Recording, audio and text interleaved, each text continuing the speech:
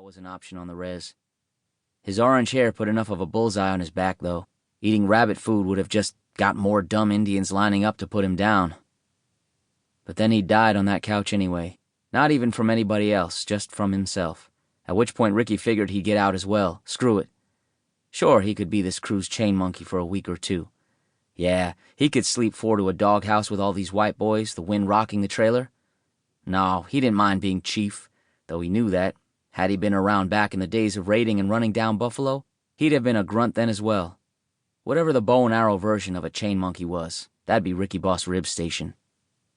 When he was a kid, there'd been a picture book in the library about Head Smashed In or whatever it was called. The buffalo jump, where the old-time Blackfeet ran herd after herd off the cliff. Ricky remembered that the boy selected to drape a calf robe over his shoulders and run out in front of all those buffalo.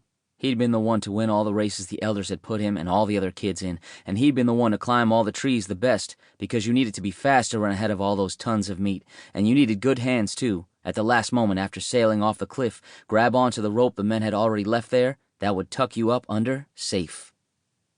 What had it been like, sitting there while the buffalo flowed down through the air within arm's reach, bellowing, their legs probably stiff because they didn't know for sure when the ground was coming? What had it felt like bringing meat to the whole tribe? They'd almost done it last Thanksgiving, him and Gabe and Lewis and Cass. They'd meant to. They were going to be those kinds of Indians for once. They had been going to show everybody in Browning that this is the way it's done.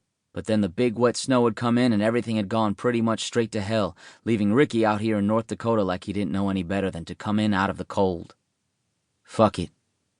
All he was going to hunt in Minneapolis was tacos and a bed. But until then, this beer would work. The bar was all roughnecks, wall to wall. No fights yet, but give it time. There was another Indian, Dakota probably, nursing a bottle in a corner by the pool tables.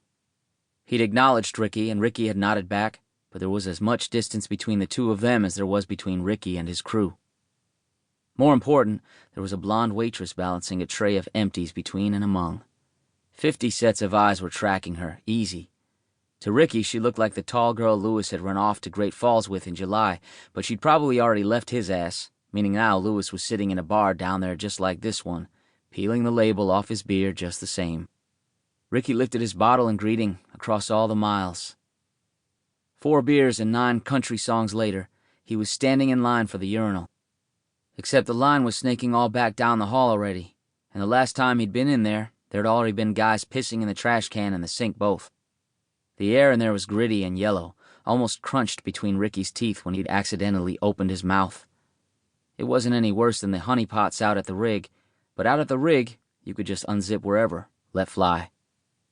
Ricky backed out, drained his beer because cops love an Indian with a beer bottle in the great outdoors, and made to push his way out for a breath of fresh air, maybe a fence post in desperate need of watering.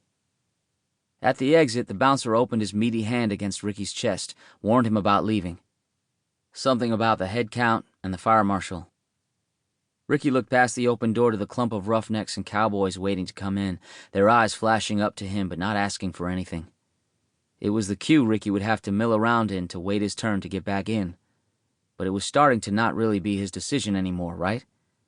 Inside of maybe 90 seconds here, he was going to be peeing, so any way he could up the chances of being someplace where he could do that without making a mess of himself, well, he could stand in a 30-minute line to eyeball that blonde waitress some more, sure.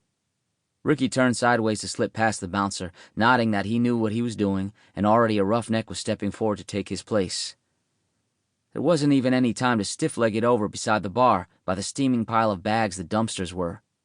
Ricky just walked straight ahead, out into the sea of crew cab trucks parked more or less in rows, and on the way he unleashed almost before he could come to a stop, had to lean back from it because this was a serious fire hose situation. He closed his eyes from the purest pleasure he'd felt in weeks, and when he opened them, he had the feeling he wasn't alone anymore. He steeled himself. Only stupid Indians brushed past a bunch of hard-handed white dudes, each of them sure that seat you had in the bar, it should have, by right, been theirs.